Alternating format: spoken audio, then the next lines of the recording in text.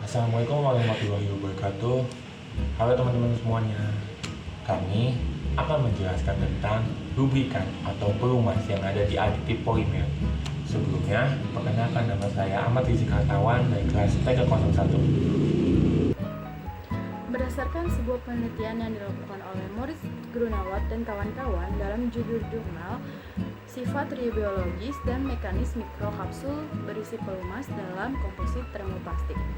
Tujuan dari penelitian yang dilakukan oleh Moritz Grunewald dan kawan-kawan yaitu menunjukkan pengaruh sifat food grade mikroenkapsulasi menggunakan dua bahan aditif yang berbeda dalam termoplastik rekayasa. Bahan yang digunakan dalam penelitian ini yang digunakan sebagai matriks yaitu copolymer POM dan resin PBT. Metode yang dilakukan dalam sebuah penelitian ini yaitu mensintesiskan resin melamin dan mikrokapsul poliuretan mengandung minyak pelumas. Mikrokapsul MF yang mengandung food loop disintesiskan dengan polimer in situ. Dalam proses sintesisnya melibatkan pembuatan fase air yang mengandung 0,12 gram polyvinyl alkohol dan 4 gram MF resin yang dilarutkan dalam 150 gram air di deionisasi.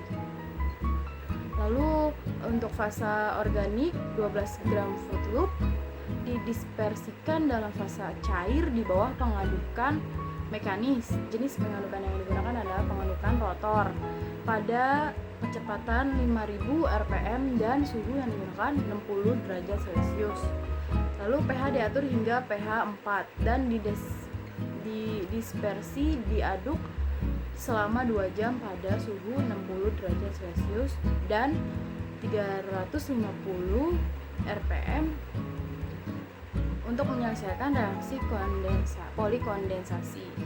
Terus selanjutnya yang dilakukan dalam jurnal ini adalah persiapan komposit termoplastik self-lubrikan. Komposit termoplastik yang dimuat mikrokapsul disiapkan pada extruder twin screw. Dalam proses ekstruksi, untuk meningkatkan proses pencampuran, biji plastik polimer digiling di penggilingan sentrifugal menjadi bubuk polimer. Sebelum peracikan, PBT dikeringkan selama 6 jam pada suhu 80 derajat Celcius dalam oven konveksi hingga kadar air sisa 0,02%.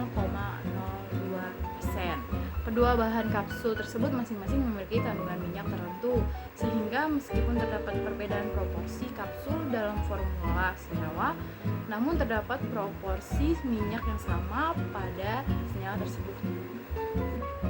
Selanjutnya ada metode karakterisasi. Dalam metode karakterisasi meliputi stabilitas termal, pelumas, dan mikrokapsul diselidiki menggunakan TGA. Yang selanjutnya pemindaian mikroskop elektron. Bubuk mikrokapsul dan senyawa polimer mikrokapsul yang diproses dianalisis melalui pemindaian mikroskop elektron berupa SEM. Yang selanjutnya distribusi ukuran kapsul. Analisis ukuran kapsul difraksi laser digunakan untuk penentuan diameter mikrokapsul rata-rata menggunakan LS13320 SW.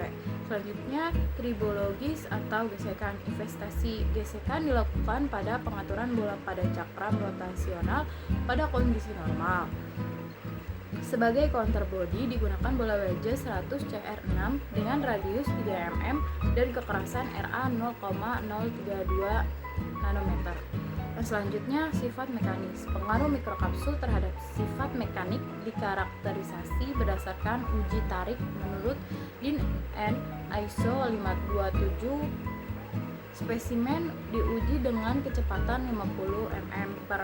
Hasil dari metode pemindaian mikroskop elektron menggunakan SEM menunjukkan bahwa mikrokapsul MF hampir bulat. Diameter sebagian besar kapsul adalah sekitar 20-30 mikrometer.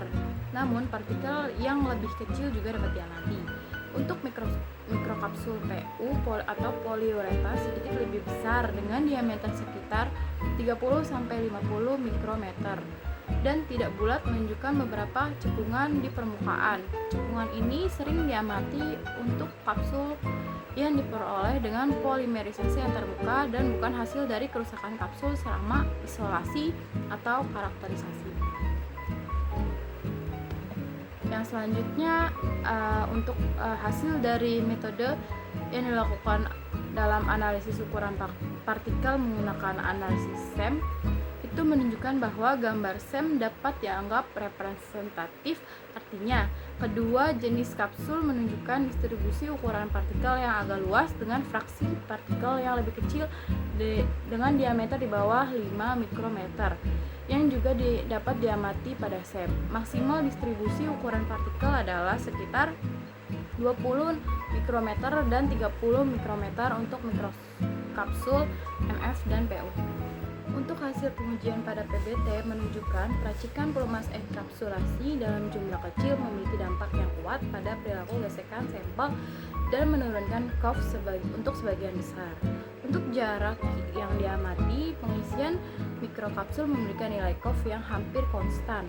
Penyimpangan yang lebih tinggi dapat dideteksi untuk sampel yang tidak terisi dan sampel yang dimotivasi 1 WT%. Mengenai bahan cangkang kapsul, tidak ada perbedaan yang terdeteksi. Dari pengujian yang dilakukan dalam penelitian ini dapat disimpulkan bahwa 2 buah cangkang kapsul resin melamin, formaldehid, dan resin poliuretan digunakan untuk menghasilkan mikrokapsul berisi pelumas. Dalam sifat mekaniknya menunjukkan penurunan sifat mekanik dengan peningkatan konsentrasi pelumas. Mempertimbangkan sifat mekanik, konsentrasi kapsul 5% berat menawarkan pengurangan gesekan dan keausan yang cukup pada POM dan PBT. Hasil pengujian dari 2 jenis mikrokapsul yang berbeda hanya menunjukkan penyimpangan kecil dari perilaku tribologis dan mekaniknya, dan keduanya cocok untuk aplikasi tribologis atau gesekan. Hasil untuk sifat mekanik dari PBT itu menunjukkan penggabungan mikrokapsul menyebabkan penurunan tegangan pada saat break. Dengan meningkatnya konsentrasi pelumas, kekuatan tarik menurun, pengurangan kekuatan tarik lebih sedikit. Ketika MF mikrokapsul digunakan dengan penggabungan 10 WT% dari kekuatan tarik pelumas adalah 23% MF dan 31% PU, lebih rendah dibandingkan dengan PBT kosong. PBT yang tidak terisi menunjukkan penyimpangan yang tinggi pada nilai perpanjangan putus. Pelumas yang mengandung PBT menunjukkan kecenderungan putus pada tingkat elongasi yang lebih rendah. Jumlah pelumas dan jenis bahan dinding kapsul yang digunakan tidak berpengaruh pada perpanjangan tingkat putus. Nah teman-teman, tadi kan sudah dibahas ya tentang rubrikan atau pelumas itu apa. Sekarang kita akan membaca atau melihat ya tentang salah satu jurnal yang membahas tentang pelumas, yaitu tentang sifat tribiologis dan mekanis mikrokapsul yang berisi pelumas dalam komposit termoplastik. Oke. Polimer dan senyawanya sering dimodifikasi dengan pengisi fungsional atau aditif untuk menyesuaikan sifat material dengan kebutuhan aplikasi tertentu. Karena biaya mereka yang rendah, sehingga memudahkan pemrosesan dan juga memiliki kepadatan yang rendah. Polimer banyak digunakan dalam aplikasi teknik atau industri. Nah, biasanya polimer ini memiliki tekanan tribiologis yang dibatasi secara khusus, terutama pada kecepatan tinggi atau tugas berat. Nah, gaya gesek yang tinggi dapat melebihi kapasitas beban termal dan mengakibatkan keausan yang tinggi, sehingga menyebabkan umur komponen yang pendek. Nah, biasanya umur plastik atau bahan-bahan polimer itu cenderung tidak awet atau pendek karena gaya gesekan mereka yang tinggi gitu, sehingga mereka cenderung memiliki kapasitas beban termal yang besar dan mengakibatkan keausan yang tinggi. Karena panas kan jadi menyebabkan bahan itu aus ya, sehingga umur mereka pendek gitu, seperti itu teman-teman. Nah, di sini kita bisa mensiasatinya atau kita bisa untuk meningkatkan sifat tribiologis itu sendiri dengan menambahkan bahan pelumas berupa padat atau cair. Biasanya bahan padat seperti bahan nanokarbon, nanosilika, MO2 atau PTFE dapat digunakan dalam matriks polimer seperti ini, teman-teman. keuntungan utama dari senyawa plastik pelumas sendiri adalah kebutuhan perawatannya yang relatif rendah dan keausan yang berkurang secara drastis gitu teman-teman. Jadi ketika kita memakai pelumas ini, mereka cenderung memiliki perawatan yang rendah dan juga dapat menurunkan sifat biologis atau mungkin bisa dibilang sifat pelumas itu sendiri yang relatif rendah dan juga keausan yang relatif rendah atau penurunan secara dramatis seperti itu teman-teman. Nah, pelumas yang dipakai di sini adalah enkapsulasi mikro, yaitu minyak dan atau gemuk yang memiliki kemungkinan relatif baru sebagai aditif biasa padat atau aplikasi tribiologi. Nah, biasanya teknologi enkapsulasi mikro ini telah diselidiki. Bahan cangkang seperti melamin formaldehida, resin, poliuretan, atau polisulfon telah digunakan untuk membungkus berbagai minyak. Biasanya menggunakan resin melamin atau poliuretan untuk menampung minyak komersial yang berbeda. Nah, penggunaan mikrokapsul berisi minyak sebagian besar dijelaskan dalam sistem resin epoksi. Minyak pelumas telah dikapsulkan dengan polimeramin, formaldehida, dan mikrokapsul yang dihasilkan dicampur dengan resin epoksi dengan jumlah yang berbeda. Nah, konsentrasi mikrokapsul itu sendiri memiliki berat sebesar 10%, koefisien gesekan dan keausan menurun secara 75% dan 98% dibanding dengan bahan yang tidak diisi. Nah, penggunaan pelumas di dalam mikrokapsul ini memiliki pengurangan yang cukup relatif tinggi ya teman-teman. Di sini bisa dilihat angkanya 75 dan 98% seperti itu teman-teman. Nah, untuk penggabungan mikrokapsul berisi minyak dan matriks termoplastik telah dijelaskan untuk poliuretan termoplastik atau TPU, polipropilen PP, dan juga polybutyren terephthalate atau PBT. Biasanya memproduksi komposit termoplastik yang dibutuhkan stabilitas termal yang lebih tinggi dan dinding kapsul daripada menggabungkannya dengan termoset. Biasanya ini digunakan untuk termoplastik ya teman-teman, karena cenderung termoplastik ini mudah untuk digunakan dan juga mudah untuk dibentuk seperti itu. Nah, untuk semua matriks polimer ini yang dimodifikasi dengan kapsul, penurunan nilai koefisien tribiologinya diukur dengan beberapa uji. Nah, biasanya setelah diuji itu kita bisa melihat gitu sifat-sifat yang terjadi atau nilai-nilai penurunannya itu seperti apa teman-teman. Nah, di dalam jurnal ini tujuan mereka membahas ini adalah untuk menunjukkan pengaruh minyak food grade mikrokapsulasi menggunakan dua bahan dinding yang berbeda dengan termoplastik rekayasa. Mikrokapsul dicampur menggunakan kompounder skala laboratorium untuk POM dan PBT dengan konsentrasi kapsul yang bervariasi. Nah, berdasarkan uji berat tribiologi bola baja berputar, koefisien gesekan dan tinggi keausan dievaluasi sehingga sifat mekanis dianalisis menggunakan uji 10 sire. Seperti itu teman-teman.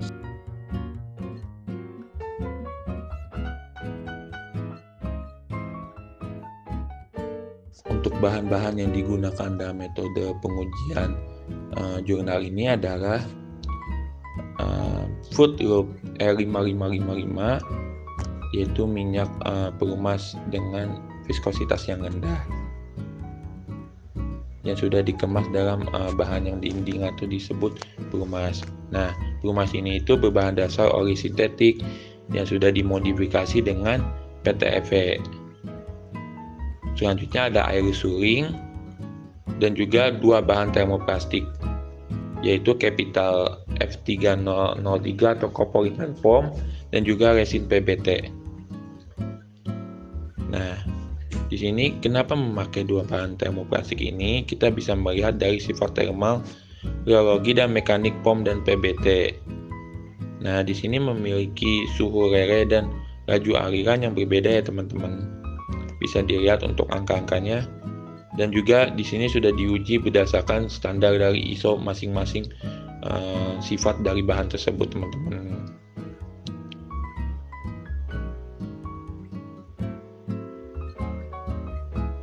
perbedaan angkanya tidak terlalu jauh ya teman-teman. Mungkin bisa dilihat juga di sini hanya berbeda beberapa poin saja teman-teman. Nah, selanjutnya sintesis resinomelamin dan mikrokapsul poliuretan pada minyak pelumas. Nah, mikrokapsul MF yang mengandung food drop disintesis dengan polimerisasi pada gambar 1A. Bisa dilihat di gambar ya teman-teman, pada gambar 1A yang atas. Proses sintesis ini melibatkan pembuatan fase air yang mengandung 0,2 gram polivinil alkohol dan 4 gram MF resin yang dilarutkan dalam 150 gram deionasi. Nah, di sini teman-teman, mikrokapsul ini disintesis dan juga dicampur dengan 0,2 belas gram polivinil alkohol dan resin juga ya teman-teman. Bisa dilihat dalam kandungannya sendiri. Nah, untuk gambar yang kedua, mikrokapsul PU yang mengandung fotum juga dibuatkan dengan polikondensasi antarmuka dengan fasa minyak yang memiliki 8 gram food drop, 2 gram PMDI, dan 6 gram konsolven. Didispersikan dalam 50 gram 1,5 Wt% larutan PVP yang mengandung 5 gram gliserol dengan mengandung mekanis rotor stator jenis pengaduk ultraturaks yang sudah dilarutkan juga di dalam 5 gram air ditambahkan ke suspensi. Nah, di sini adalah pembuatan awal untuk mikrokapsul MF dan juga mikrokapsul PU teman-teman dengan menggunakan minyak pelumas berupa food loop. Nah, di sini teman-teman kalau bisa dilihat, minyak pelumas food loop juga ditunjukkan dengan warna kuning, tidak dapat bercampur dengan air. Nah, jadi minyak ini kan seperti kita tahu tidak akan bercampur dengan air ya. Jadi mereka ini terpisah itu teman-teman. Nah, untuk selanjutnya persiapan komposit termoplastik self lubrikasi. Nah, komposit termoplastik yang dimasukkan ke dalam mikrokapsul disiapkan pada ekstruder sekup mikrokerucut yang diputar balik. Nah, di sini teman-teman, dalam ekstruder ini peracikan dilakukan dengan jumlah material yang memungkinkan rendah. Namun demikian berbeda dengan ekstruder sekup. Kalau cutting industri, bahan harus dimasukkan ke dalam hopper sebagai premis untuk meningkatkan proses pencampuran, teman-teman.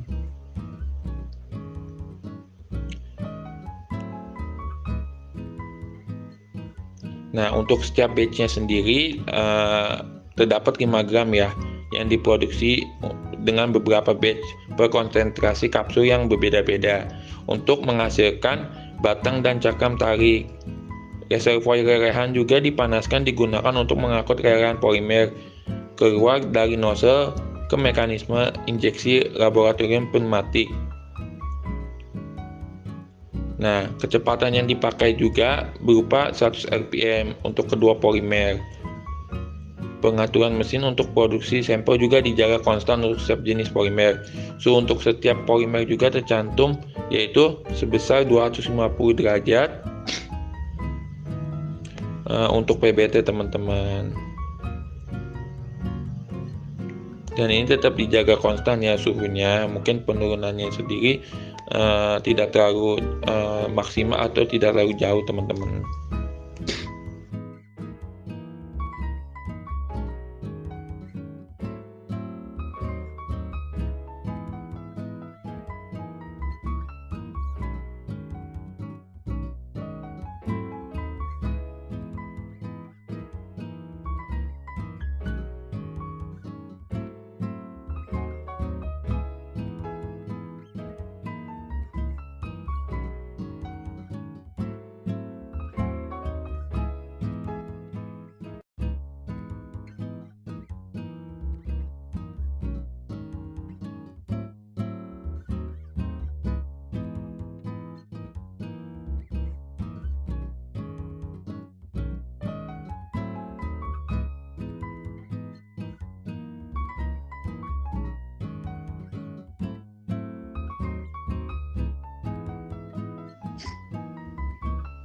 untuk hasil yang diperoleh pada dua gambar bisa dilihat ya teman-teman dari analisis SEM, yaitu untuk gambar A mikrokapsul MF dan B itu mikrokapsul PU.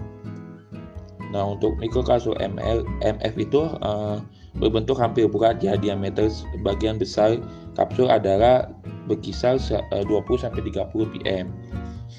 Sedangkan untuk mikrokapsul PU sedikit lebih besar dengan diameter 30-50 pm dan dia memiliki bentuknya tidak terlalu bulat dan juga ada cekungan-cekungan di permukaan.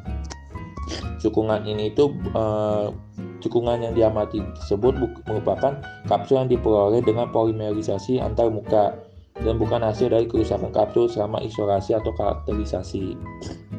Bisa dilihat teman-teman dari dua gambar ini untuk PU mikrokapsul lebih banyak dihasilkan ya dan juga memiliki diameter yang lebih besar dibandingkan dengan mikrokapsul dari MF. Nah, selanjutnya analisis yang ketiga itu dari distribusi ukuran partikel mikrokapsul MF dan juga PU. Nah, gambar di atas itu merupakan representatif dan bisa terjadi perubahan.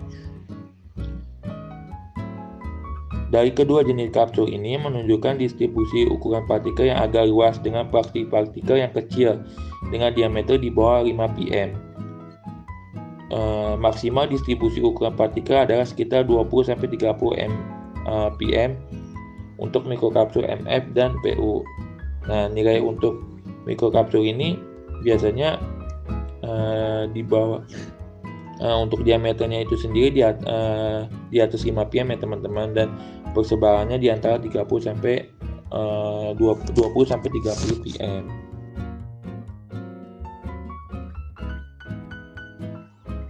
Untuk selanjutnya yaitu ada analisis termografimetri atau TGA untuk menentukan stabilitas termal dari mikrokapsul tersebut dari kedua bahan ini ya teman-teman. Bahwa di sini dilihat bahwa food drop itu memiliki stabilitas termal yang luar biasa atau baik ya teman-teman. Terjadi penurunan yang signifikan dari food drop itu terhadap dua bahan yang diujikan. Dari dua bahan yang diujikan ini mereka tidak memiliki kelembapan ya teman-teman, sehingga dapat menurun dengan baik. Dan juga karena stabilitas termalnya baik, kedua jenis mikrokapsul ini dianggap sebagai dua bahan yang pas itu untuk diuji sebagai pelumas yang ada di dalam mikrokapsul tersebut teman-teman.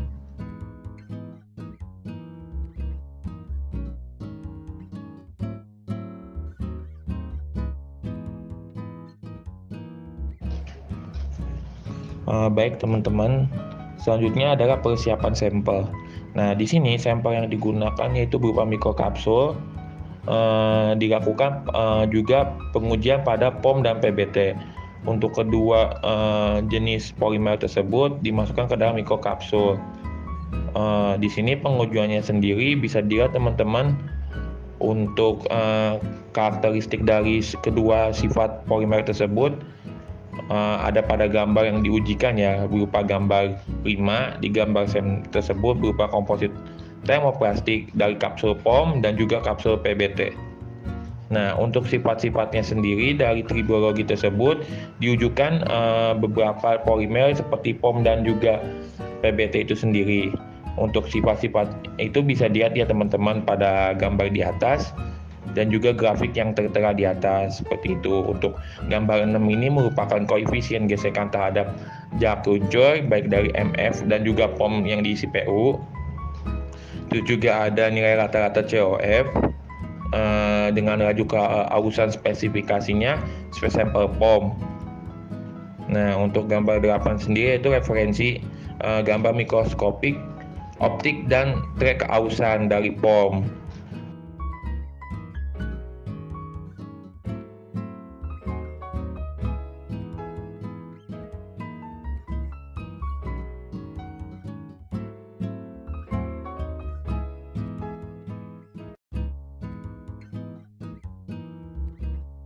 Nah, untuk selanjutnya itu ada dari PBT. Setelah tadi diujikan dengan termoplastik sifat POM, diujikan juga dengan termoplastik PBT gitu teman-teman. Untuk nilainya dari grafik sendiri bisa dilihat di gambar ya teman-teman semua. Dan juga untuk koefisien gesekan juga sama, bisa dilihat di gambar, dan mikroskop optik dari jejak kausannya juga bisa dilihat pada gambar teman-teman.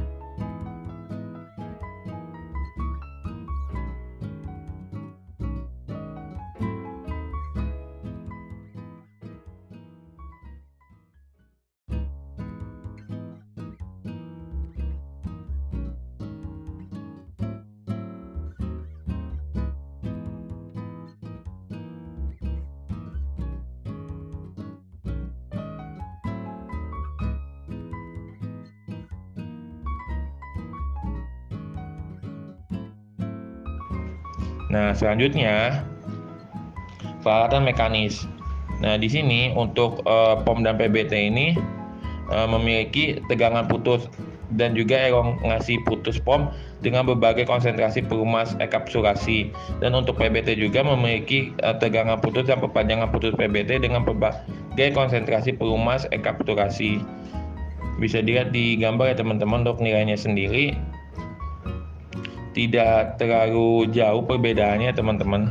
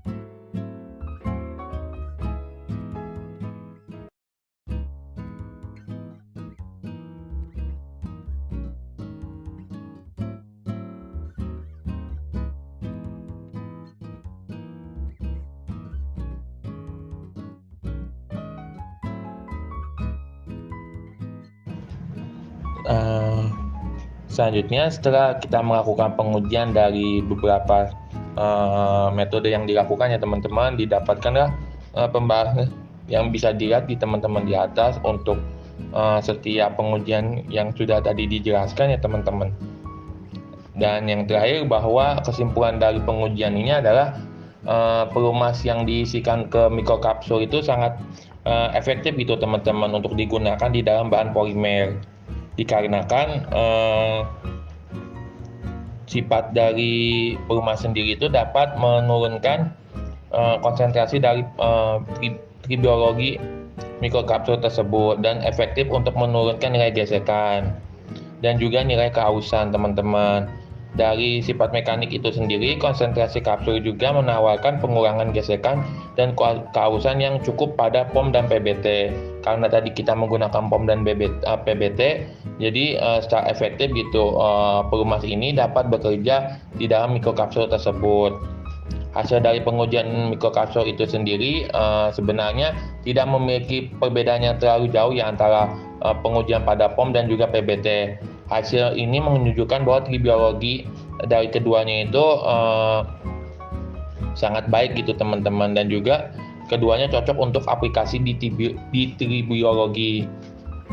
Jadi sehingga dari sini kita dapat menyimpulkan bahwa pelumas ini sangat cocok untuk bahan pengisi dari polimer itu sendiri sebagai aditif dan juga bahan tambahan untuk apapun bahan jenis polimernya. Dan juga kita belum melihat lagi bahwa polimer yang digunakan itu lebih cenderung ke termoplastik dibandingkan termoset, teman-teman. Seperti itu mungkin penjelasan dari jurnal yang tertera di atas ya, teman-teman.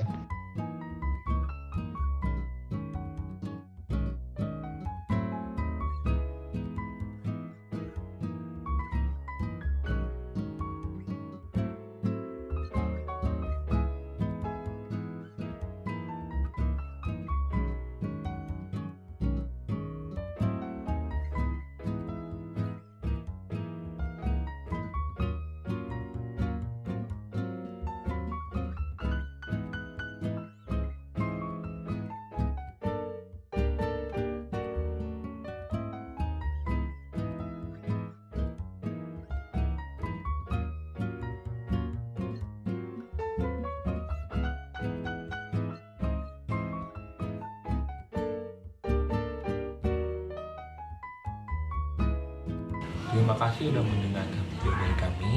Semoga apa yang kami sampaikan bermanfaat untuk teman-teman semuanya. Kurang lebihnya mohon maaf. Wassalamualaikum warahmatullahi wabarakatuh. Dadah. Udah.